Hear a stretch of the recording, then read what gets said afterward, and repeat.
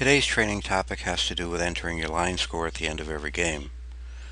Now we know it's a state rule that after every game, it's the home team's responsibility to enter the line score for both teams. So to do that, we have some simple steps that we need to follow. We need to log on to your system, and if you don't know how to log into your system, we do have a training video for that. Go to the Teams and the Schedules tab. Click on the Schedule and Results tab. Find your game from the list of games that gets presented on that screen.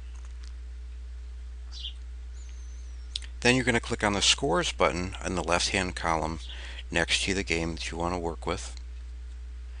You're going to enter your inning-by-inning runs scored for both teams, and you're going to enter the runs scored, the total runs scored for that game, over in the runs, hits, and errors section. Now you are going to get extra credit if you enter the hits and errors, but we're basically interested in the number of runs scored for each team, because that's what's going to update the standings box. And then finally, save your work.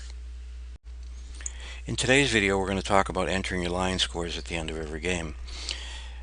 Now just to remind you, at the end of every game, it's a state rule that the home team enters the line score for your game. So in this case, you can see that we're going to enter the line score for Manchester Junior Legion in Zone 8. So what we're going to do is log on. If you don't know how to log on, there's a video that shows you how to do that. But once you're logged on, we're going to have you go to Teams and Schedules, and then you'll see the Schedule and the Results tab pop up. Click on that. So now what you're going to find is your screen is now populated with all the games for your team.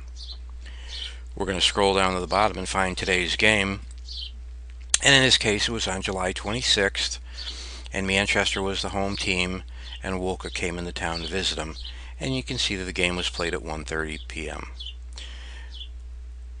No scores have been entered, because had there been a score, you would see the Scores button turn blue and there would be an X. So in this case, we need to enter the scores for the game.